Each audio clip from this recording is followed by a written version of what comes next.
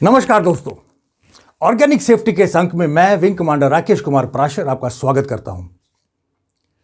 पिछले अंक में मैंने बात की थी ऑर्गेनिक सेफ्टी के 3 C's के पहले सी, कन्विक्शन अर्थात दृढ़ विश्वास के बारे में। कन्विक्शन किसी भी एक्टिविटी का मूल है और किसी भी ऑर्गेनाइजेशन की परफॉर्मेंस सीधे तौर पर कन्विक्शन पर आधारित होती है। इसलिए कन्विक्शन सेफ्टी में बहुत महत्वपूर्ण है और यह किसी भी ऑर्गेनाइजेशन की परफॉर्मेंस में सुधार के लिए पहला कदम है। पर क्या हम केवल कन्विक्शन से सक्सेसफुल हो सकते हैं? नहीं। तो चलिए आज हम बात करते हैं ऑर्गेनिक सेफ्टी के 3 C's में से दूसरे सी की। अद्वेष्टा सर्वभूतानां मैत्रः करुणमेव च निर्ममो निरहंकारः समदुःख सुखः शमी। भागवत गीता के इस श्लोक में छिपा है ऑर्गेनिक सेफ्टी का दूसरा सी।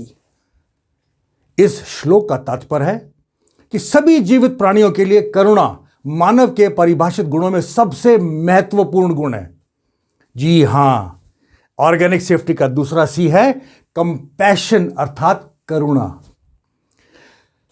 दोस्तों, स्वभाव से मनुष्य दयालु होते हैं, लेकिन परिस्थितियां और पारस्परिक संपर्क उन्हें बदलने पर मजबूर कर देते हैं। इस कारण हर व्यक्ति अंदर से कुछ और बाहर से कुछ होता है।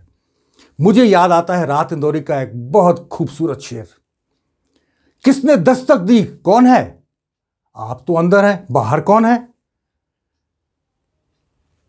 दोस्तों, अगर हम बिजनेस की बात करें तो बिजनेस में भी हमेशा सेफ्टी और प्रोडक्टिविटी के बीच संघर्ष होता है। लेकिन दुख की बात यह है कि ज्यादातर प्रोडक्टिविटी की ही जीत होती है। सेफ्टी और प्रोडक्टिविटी के इस द्वंद्व के बारे में मैंने 2 लाइनें लिखी थी, पेश करता हूं। अजब ये दोगलापन है, केवल पैसा ही पैसा है दिखता, कर्म भूमि बनी है रणभूमि, लहू किसी को क्यों नहीं दिखता? यही कारण है आज के युग में अशांति का। याद है मदर टेरेसा का वो प्रसिद्ध कोट, हमें कोई शांति नहीं है क्योंकि हम भूल गए हैं कि हम एक दूसरे के लिए बने हैं। आमतौर पर लोग सिंपैथी, एम्पैथी और कंपैशन अर्थात सहानुभूति, अनुभूति और करुणा में कंफ्यूज होते हैं। आइए हम संक्षेप में समझते हैं। सिंपैथी अर्थात सहानुभूति में आप समझ सकते हैं कि व्यक्ति क्या महसूस कर रहा है। एम्पैथी अर्थात अनुभूति में आप महसूस करते हैं कि व्यक्ति क्या महसूस कर रहा है। कंपैशन अर्थात करुणा में आप दूसरे की भावनाओं और परिस्थितियों के प्रति उदासीन होते हैं और उनके कष्ट या दुख दूर करने के लिए हमेशा तत्पर रहते हैं। यह फर्क है अंडरस्टैंडिंग, फीलिंग और एक्शन का। करुणा कोई जन्मजात उपहार नहीं है, इसको आप अभ्यास के साथ विकसित कर सकते हैं। इसमें 2 चीजें शामिल हैं, इंटेंशन एंड एक्शन अर्थात इरादा और कर्म। इंटेंशन केवल अपने दिल को दूसरों के लिए खोलने मात्र है, पर एक्शन आपको दूसरों से जोड़ता है। जैसे जैसे व्यक्ति की कॉम्पिटेंस और कन्विक्शन अर्थात क्षमता और प्रतिबद्धता बढ़ती है, वैसे वैसे आत्मविश्वास भी बढ़ता है। आत्मविश्वास के साथ साथ प्रदर्शन में भी सुधार होता है। प्रदर्शन के सुधार होने से पदोन्नति होती है। पदोन्नति होने से ज्यादा लोगों के संपर्क होता है। ज्यादा लोगों के संपर्क में आने से साहस बढ़ता है, और अगर इस साहस के साथ साथ कंपैशन भी बढ़ता है तो उसके परिणाम स्वरूप कर्मचारियों पर सकारात्मक असर पड़ता है। इससे आप अपने कर्मचारियों से जुड़ते हैं और उनके दिलों पर एक अलग छाप छोड़ते हैं। इससे केवल ऑर्गेनाइजेशनल परफॉर्मेंस में ही नहीं, पर्सनल परफॉर्मेंस में भी सुधार होता है। आपको उसका उदाहरण देता हूं। एक तूफानी रात में एक बुजुर्ग दंपति कमरे की तलाश में आया। होटल के डेस्क क्लर्क ने उन्हें सूचित किया कि होटल के सभी कमरे बुक थे। उनकी दुर्दशा और खराब मौसम को देखते हुए उस क्लर्क ने उन्हें कहा कि शहर में एक अंतर्राष्ट्रीय सम्मेलन के कारण उस रात एक भी होटल का कमरा उपलब्ध नहीं होगा और उन्हें अपने निजी कमरे में सोने के लिए सलाह दी। यह सोचकर कि क्लर्क अगर अपना कमरा उन्हें दे देगा तो वो सोएगा कहां, दंपति ने मना कर दिया। उस क्लर्क के जोर देने पर कि मौसम खराब है, शहर में कमरा मिलने की कोई संभावना नहीं है और मैं बिना किसी परेशानी के रिसेप्शन में मैनेज कर लूंगा। बुजुर्ग दंपति ने युवक की पेशकश को स्वीकार कर लिया और उनके निजी कमरे में रात बिताई।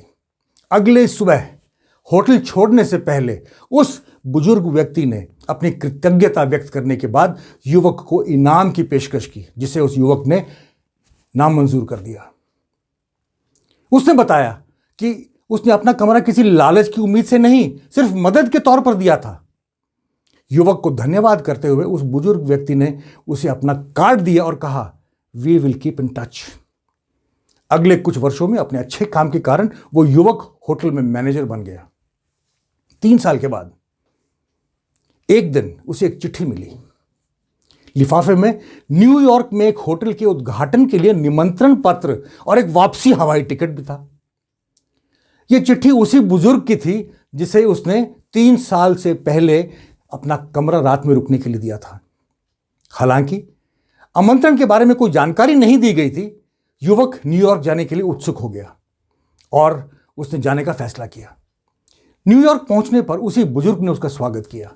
शहर में घूमने के बाद वो उसे एक बेहतरीन होटल में ले गया और उस युवक को कहा कि वो होटल उसी ने बनवाया था और उससे उसका प्रबंधक बनने का आग्रह किया। युवक थोड़ा हिचकिचाया पर आखिर में मान गया।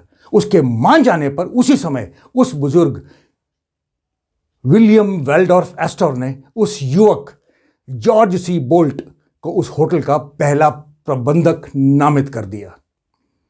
अगले 23 वर्षों के लिए 1916 में अपनी मृत्यु तक जॉर्ज सी बोल्ट होटल के प्रति वफादार रहा। यह कोई मनगढ़ंत कहानी नहीं है, एक सत्य कथा है। उस होटल का नाम वेल्डॉर्फ एस्टर होटल, जो कि आज भी विश्व के सबसे प्रसिद्ध होटलों में गिना जाता है। दोस्तों, अगर हम दयालु दिल से दूसरे को मिलते हैं तो बदले में वो दया का कार्य करता है। यह कहानी बेशक एक भौतिक उदाहरण हो, पर यह साबित करती है कि खुशियां बांटने से खुशियां बढ़ती हैं और दयालुता दिखाने से दयालुता लौट आती है।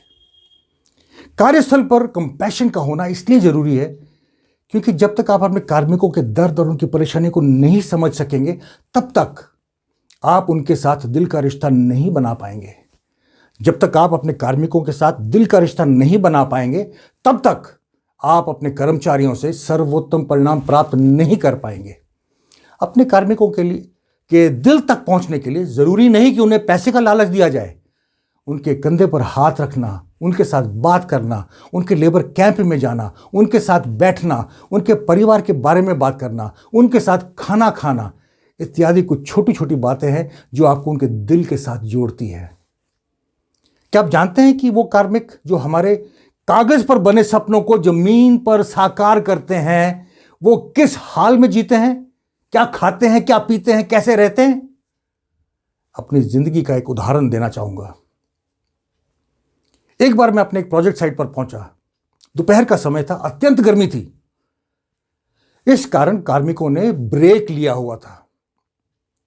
मैंने उन सब के साथ पेड़ की छाया में बैठकर बातचीत की। थोड़ी देर में उनका खाना आ गया। सब ने मुझसे निवेदन किया कि मैं भी उनके साथ खाना खाऊं। मेरे राजी होते ही उन्होंने सबको और मुझे एक एक प्लेट दी और पानी का ग्लास दिया। सबसे पहले सबकी प्लेट में एक कोने में नमक डाला। नमक की मात्रा देखकर मैं थोड़ा अचंभित हुआ।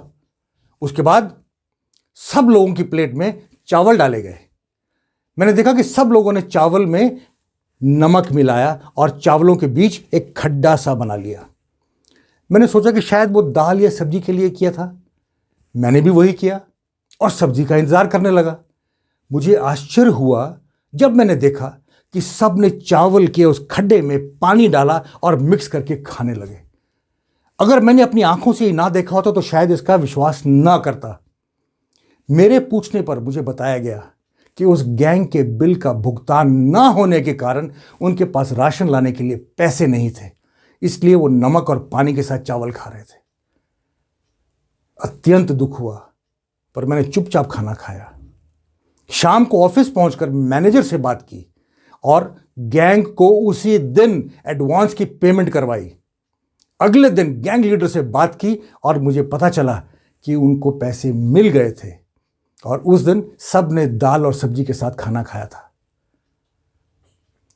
उसके बाद जब भी कभी वो गैंग मुझे मिला, बड़े प्यार से मिला।